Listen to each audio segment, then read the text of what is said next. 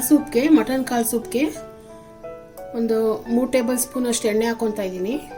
ಒಂದು ಚಿಕ್ಕದು ಈರುಳ್ಳಿನ ಸಣ್ಣಕ್ಕೆ ಚಾಪ್ ಮಾಡ್ಕೊಂಡಿರೋದು ಹಾಕೋಬೇಕು. ಈರುಳ್ಳಿ ಕೆಂಪಗಾಗೋವರೆಗೂ ಹುರ್ಕೋಬೇಕು.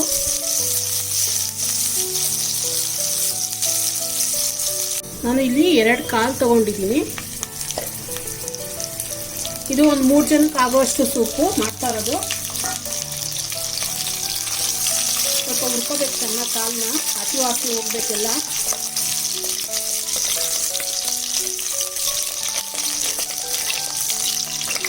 ಒಂದು 2 ನಿಮಿಷ ಹುರಿದಾದ್ಮೇಲೆ ಒಂದು ಅರ್ಧ ಟೀ ಸ್ಪೂನು ಅರಿಶಿನ ಹಾಕೋಬೇಕು.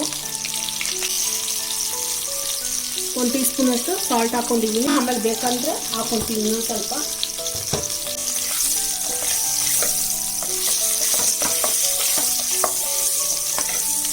ಸ್ವಲ್ಪ ಒಂದು 1/4 ಕಪ್ ನೀರು ಹಾಕೋಬೇಕು.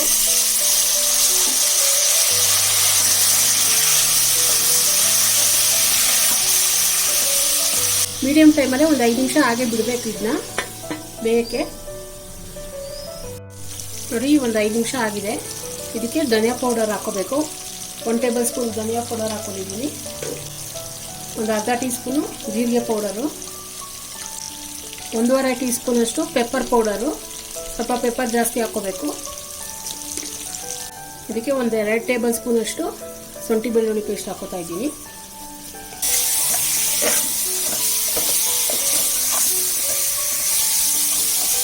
ಇದು ಒಂದು 8 ಹಸಿಮೆಣಸಿನ್ಕಾಯಿ, 1 ಹಿಡಿ ಕೊತ್ತಂಬರಿ ಸೊಪ್ಪನ್ನ ರುಬ್ಕೊಂಡಿದ್ದೀನಿ ನುಣ್ಣಗೆ. ಇದನ್ನ ಹಾಕೋಬೇಕು.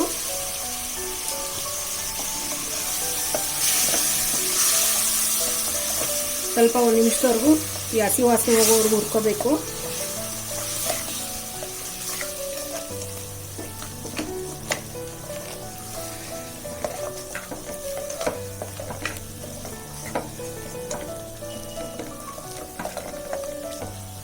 ಇವಾಗ ನೀರು ಹಾಕೋಬೇಕು.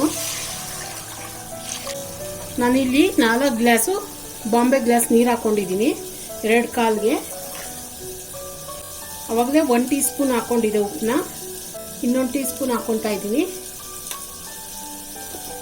ನೋಡ್ಕೊಂಡು ಹಾಕೋಬೇಕು ಉಪ್ಪು.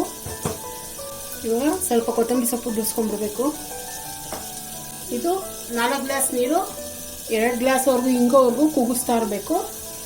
ಒಂದು 10-15 ವಿಜಿಲ್ ಆಗತ್ತೆ. ನೋಡಿ, ಎಲ್ಲ ನೀರೆಲ್ಲ ಹಿಂಗಿದೆ. 4 ಗ್ಲಾಸ್ ಹಾಕಿದೆ. ಇವಾಗ 2 ಗ್ಲಾಸ್ ಇಳಿದಿದೆ ನೀರು. ನೋಡಿ, ಇದೆಲ್ಲ ಬಿಚ್ಕೋಬೇಕು, ಅಷ್ಟು ಬೇಯಿಸ್ಬೇಕು ಇದನ್ನ.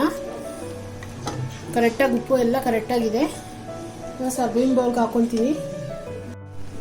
ನೋಡಿ, ಕಾಳು ಸೂಪು ರೆಡಿಯಾಗಿದೆ. ತುಂಬ ರುಚಿಯಾಗಿ ಬಂದಿದೆ. ಇದೇ ಥರ ಮನೇಲಿ ಮಾಡ್ಕೊಳ್ಳಿ. ಈಸಿಯಾಗೂ ಇದೆ ರೆಸಿಪಿ. ರೆಸಿಪಿ ಇಷ್ಟ ಆದರೆ ಲೈಕ್ ಮಾಡಿ, ಶೇರ್ ಮಾಡಿ, ಸಬ್ಸ್ಕ್ರೈಬ್ ಮಾಡಿ.